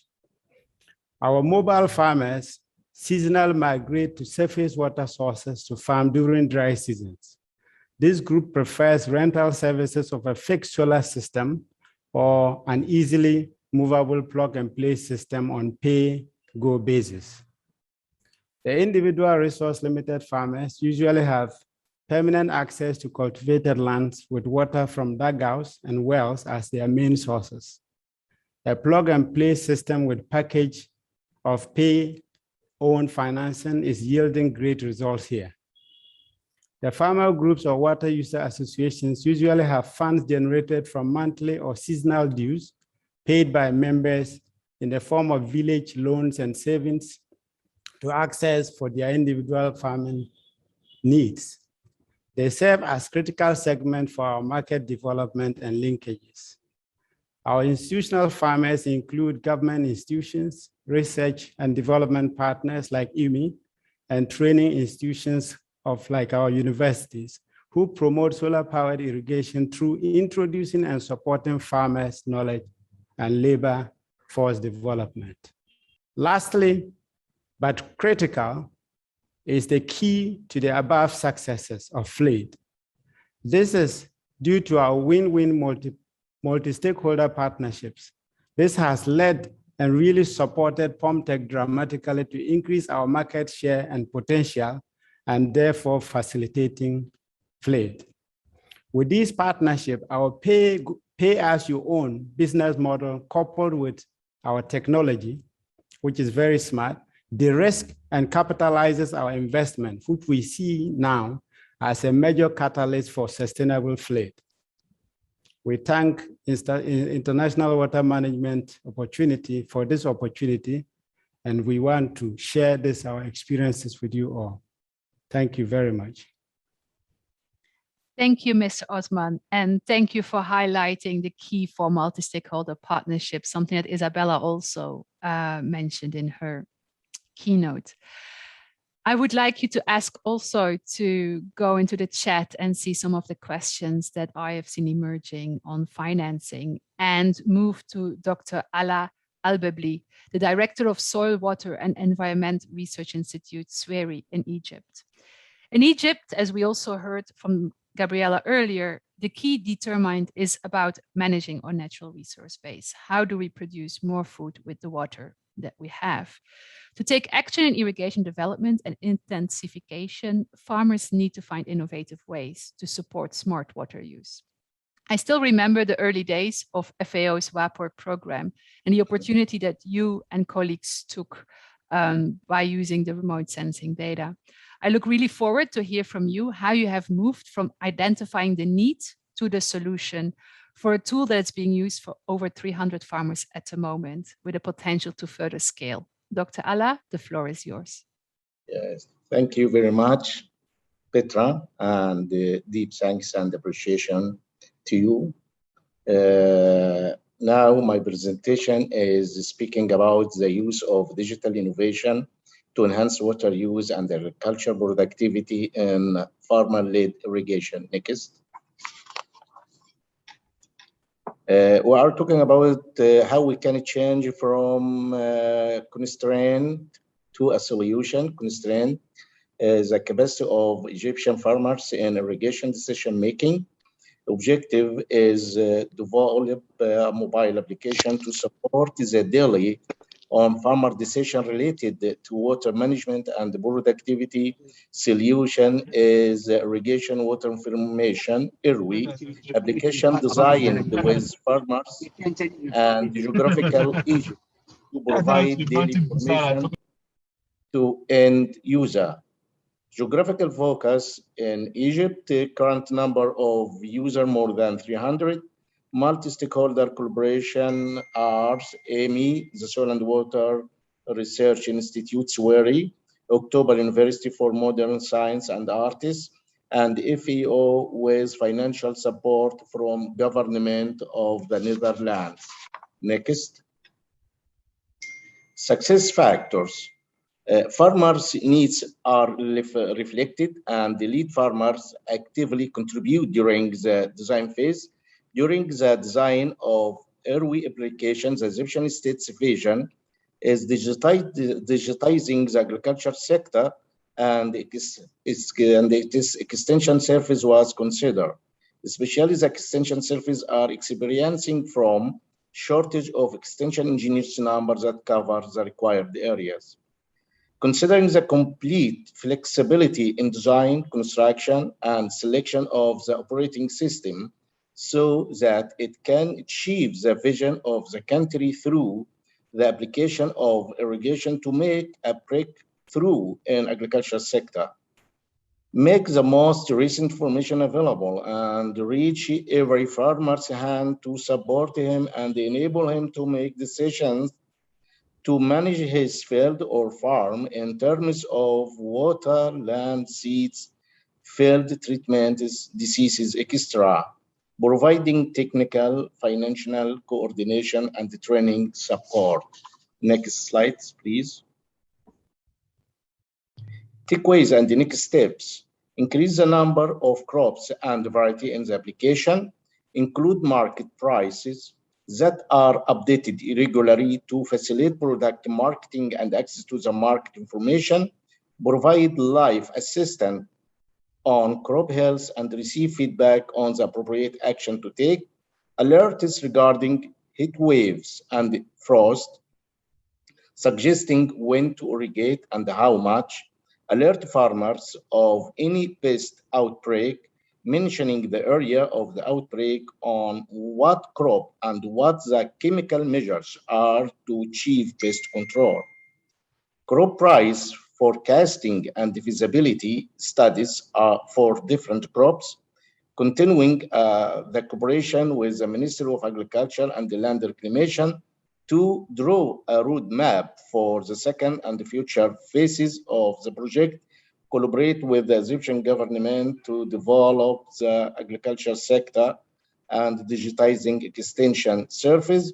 I take this opportunity to inform all of you that mobile application is free to the farmers.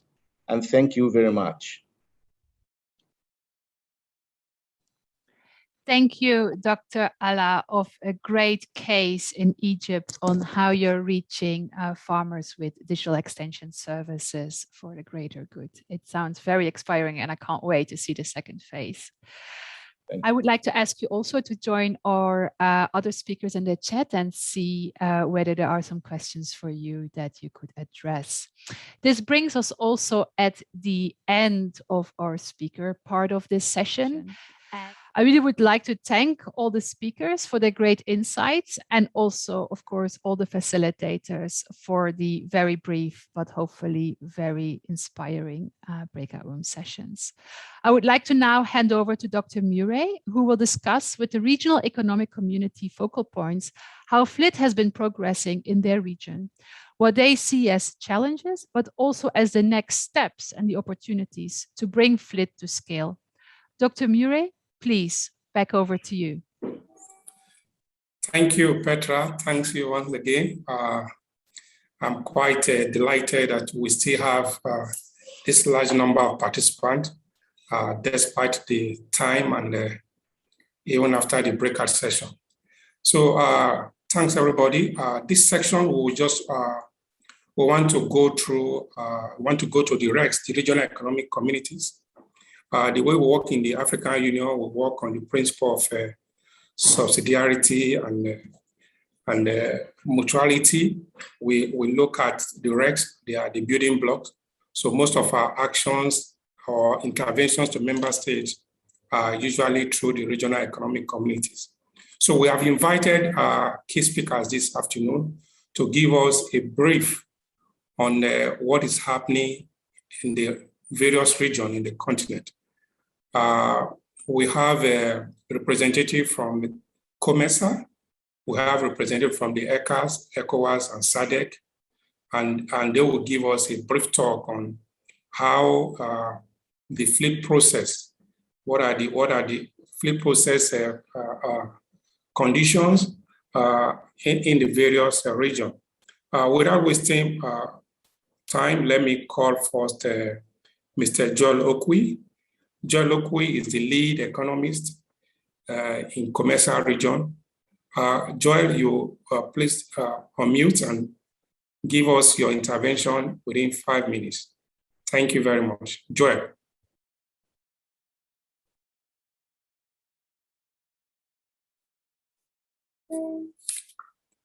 Joel, are you on?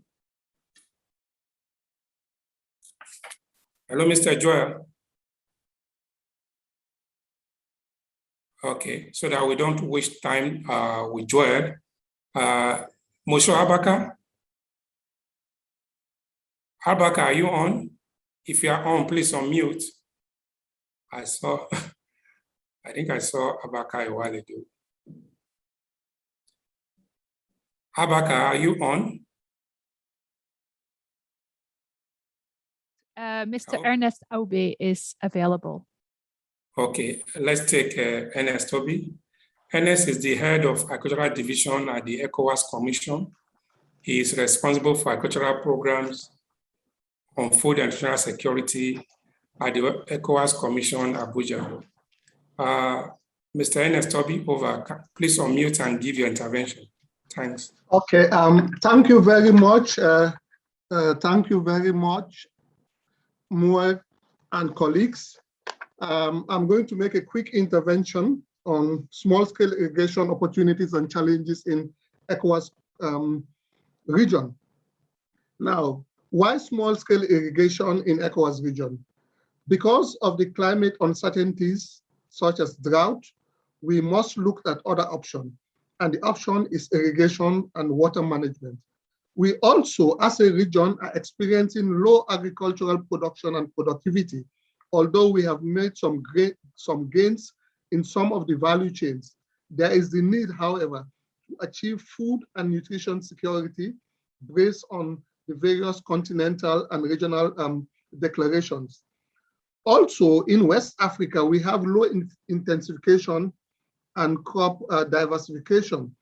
And the only way forward to arrest such a trend is by opting for irrigation. Now, in terms of irrigation, what are the policies that we have in place? Irrigation and water management policies. The ECOWAS Commission has what we call the ECOWAS Integrated Water Management Policy, which deals with all irrigation issues. In addition to that, we have the ECOWAS Agricultural Policy, which prioritizes the development of small-scale irrigation in the region. This is very, very important for us. This policy trust is very important. For irrigation, why do we have to look at irrigation? It is critical in West Africa, and we have a number of advantages. One, the region has large amounts of water resources, both surface and groundwater, and there are large water bodies in the region, whether you look at the River Niger, River Senegal, or the River Gambia. So there are huge irrigation potentials in the ECOWAS member states, in Senegal, Niger, Mali, and also Cote d'Ivoire and Guinea-Bissau. Realizing the importance of irrigation to our goal of food security, ECOWAS member states have also developed small irrigation schemes that are being funded mostly by foreign governments and development partners. The irrigated land area in ECOWAS, in terms of the potentials and opportunities, is underutilized. According to various statistics, we are just using between 6 and 10% of our irrigation potential, with Nigeria having the biggest segment of this percentage. Expanded irrigation development in West Africa and improved water management are critical in addressing the challenges of climate change and variability, especially when it comes to the issue of drought. In the region also, the irrigation infrastructure for small-scale producers is not very developed. As a matter of fact, it's the large dams that are pretty developed, because these dams receive a lot of investment, unlike the small-scale level irrigation infrastructure. And this has to change if we are to make progress. Most of the time, the large irrigation schemes are funded by external loans and development partners. And in West Africa, what we have seen in the recent times is that big development partners are not very much they are not very much interested in large irrigation schemes anymore for a variety of reasons. There is a huge potential opportunity to develop small-scale irrigation systems in the ECOWAS member states. There is no doubt about that. Considering the vast arable land that we have in West Africa and the water resources potential, we are of the opinion that we should invest more to transform West African agriculture from the Sahel belt right down to the coastal states. What are some of the challenges? One, some of our member states don't prioritize irrigation and good water management. That's a problem. The other problem is the lack of relevant irrigation policies and legal framework. And also the fact that they go for large irrigation schemes, the investment cost is always huge. And most of the time they don't have such resources. Another problem is technical designs and institutional inefficiencies has resulted in poor service delivery with some of the irrigation schemes that I mentioned earlier. As a result of all and many other challenges, what is the way forward? What is ECOWAS planning to do or thinking about? We are hopefully working with FAO and also AUC to have a regional irrigation strategy, as other regions have got their own. Now, in order to move forward, we need political commitment to implement the irrigation framework and pathways. That is number one. The second option, the second issue is we must increase investment in small-scale irrigation, and this must be sustainable, and we should develop a PPP type of framework. Institutional strengthening of irrigation and water management agencies in ECOWAS member states is critical. This is very, very important, because if you have weak institutions, they will not be able to deliver the desired results. Capacity development from the level of the farmers to the institutions is a must, and we need to invest in human resources in this regard. Policies are critical. Legal framework are also important. And finally, we must also develop relevant and affordable irrigation technologies for small-scale farmers. We have got some of them that are being operated in the region. This must be upscaled so that more farmers, small-scale farmers, can benefit from such technologies as opposed to the expensive big technologies that go with high input irrigation systems.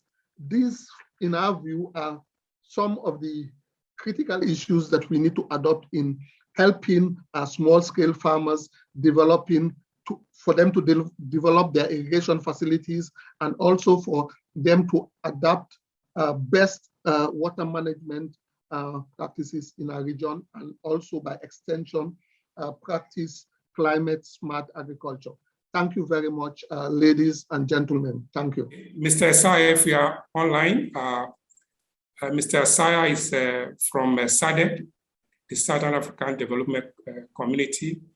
He is a program officer responsible for crop production and related productivity programs at SADC. He is based in Gaborone, Botswana. Mr. Esaya? Good afternoon, everyone, and thanks for the opportunity to share the experiences with you. I will just share what we have as the SADC Secretariat in terms of what we have done in the irrigation field. Basically, as a region also, I think we really take priority in considering irrigation issues for issues of improving agricultural production and productivity in the region, and as it is prioritized in the continent for known reasons, because we have high incidences of food and nutrition insecurity. We are aware of the increasing population that would require more food. With irrigation, we believe that as agriculture is one of the large sectors, economic sectors of importance, it can also, if it's handled well, we can improve the economic development. And also in the wake of climatic and weather patterns that we experienced recently, we believe irrigation can be a pivotal project in the region and both continent. Looking at SADC in terms of regulatory policies and frameworks that we have the Regional Indicative Strategic Development Plan that covers from the year 2020 to 2030. Is anchored on 4 pillars, which are also using peace, security, and democratic governance as the basis. The 4 pillars that govern this guiding tool is the industrial development and market integration. And it is where we have the agricultural sector. And the second one talks about the infrastructure development in support of industrialization and regional integration. The third pillar is about social and human capital development. And we have the 4th pillar, which talks about cross-cutting issues that include gender, youth, climate change, and disaster risk management. Furthermore, we also have industrialization strategy and roadmap from 2015 to 2063 as part of implementing the Africa Agenda 2063. We also have the SADC agricultural policy, which was approved in 2014. And this one is trying to address the CAADP and Malabo Declaration. And it is guided by the following objectives. The first one being enhance sustainable agricultural production, productivity, and competitiveness of the agricultural sector. And the second one is to improve regional and international trade and access to markets of agricultural products. The second one, you look at improved private and public sector engagement and investment in the agricultural value chains. And the fourth one is reduced social and economic vulnerability of the region's population in the context of food and nutrition security and the changing economic and climatic environment. And when you listen to this, I'll share the presentation. They all touch on the importance of irrigation. And then in addition to that, we have the crop development program that was adopted in 2019 by ministers, which basically tries to address all the bottlenecks that hinder the performance of the crop sector. And irrigation is one of the interventions that is highlighted in the program. So we have experienced some droughts in the region from 2014 to 2017 across the region. And then that basically was a wake-up call in terms of the food insecurity in the region. And also, unfortunately, it also affected the sensitivity issue of food and energy insecurity as well as water scarcity. Looking at the region, we are very low in terms of irrigation coverage. It ranges between 7 to 9% of the total arable land, looking at how much area we have as a region. We also take cognizance of the fact that when looking at the water resource, there are other competing sectors for the use of water, energy, domestic use, and industrial use. And when you look at the amount of energy that is allocated for agriculture in the region, we have about 5% energy generated in the region is utilized for agricultural sector. And about 43% of the Southern Africa is either arid or semi-arid. So that in itself calls for investment in the irrigation area. And as we have about 70% of the population that rely or use rain-fed agriculture, and that's a very risky venture when you look at it in its entirety.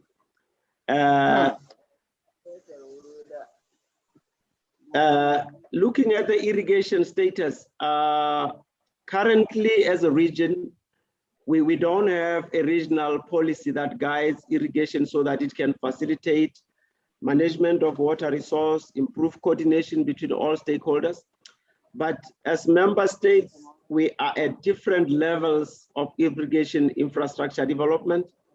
And then in looking at all this percentage that I've highlighted, I think South Africa takes much more larger portion because it is more advanced in terms of infrastructure development with regards to a number of commercial farmers that are doing it at a larger scale.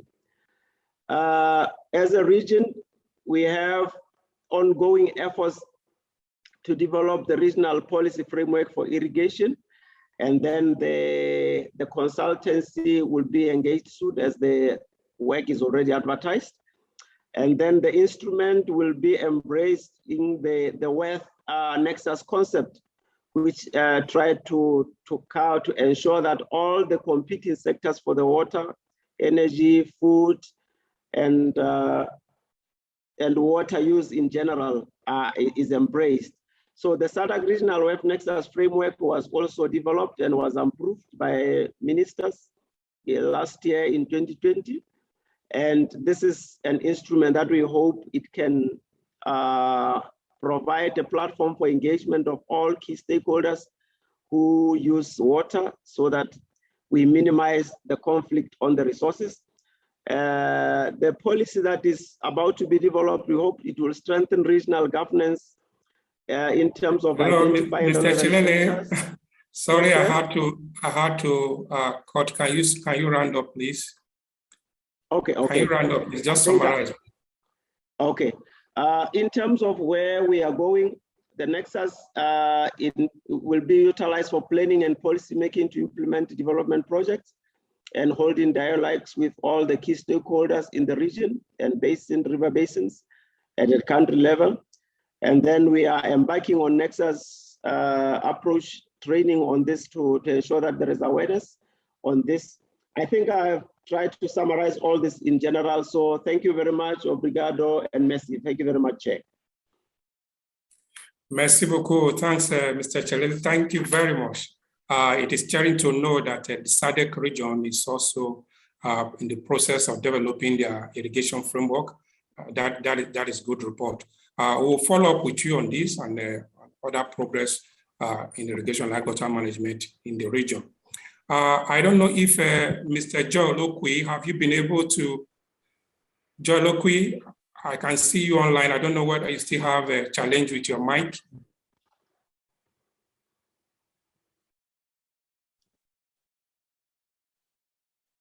We haven't unmuted him for you, so he should be able to speak now. The product we can then share with others. Without wasting much of our time, let me now hand over. First of all, let me thank those that have made intervention from the REX. Let me thank Ernest Obi once again and Esa Atelele from SADC. Now I would like to hand over to Dr. Ahmed Emekas for the closing remarks. Thank you. Over to you, Ahmed. Thank you, Dr. Mori. Actually, before going to the closing, I'd like to express my gratitude as well as my thanks to our colleagues, those who were behind this successful event. I would like to mention the efforts done by Dr. Petra, as well as my brother and my colleague, Dr. Mori, Dr. Kofi Olufonki of EMI, and Valerie of FAO. Really, they have done a lot of efforts to have this successful event. Dear colleagues, distinguished participants, family member in the irrigation sector, sure, we will continue to focus on this critically important topic in future events and invite you to keep the conversation alive on your own social media platforms using the hashtag IDAWM framework and hashtag farmer-led irrigation. Please keep it in your mind. Dear colleagues, to conclude, allow me to thank the speakers and the representatives of REX for their excellent presentations and remarks. I'd like also to thank all of you for your questions and comments that I have seen in the chat box and raise it, which shows that the pathways of farmer-led irrigation development is a critical pathway to our AU's framework for irrigation development and agricultural water management. The forum has brought together national and local governments, research for development organizations, development and private sector partners, and civil society to share lessons on assessing the potential of and constraints to FLID and designing suitable interventions to accelerate the FLID process. We look forward to the future operationalization of FLID at scale and together with our colleagues from FAO, International Water Management Institute, and the World Bank, we stand ready to support. Colleagues, allow me on behalf of all of you to thank again the organizations that have co-organized this event with us. Thank you all. Have a good day. Vive l'Afrique. Je vous remercie. Thank you all. Shukran. Obrigado. Have a good day. Merci. Merci. Au revoir aussi.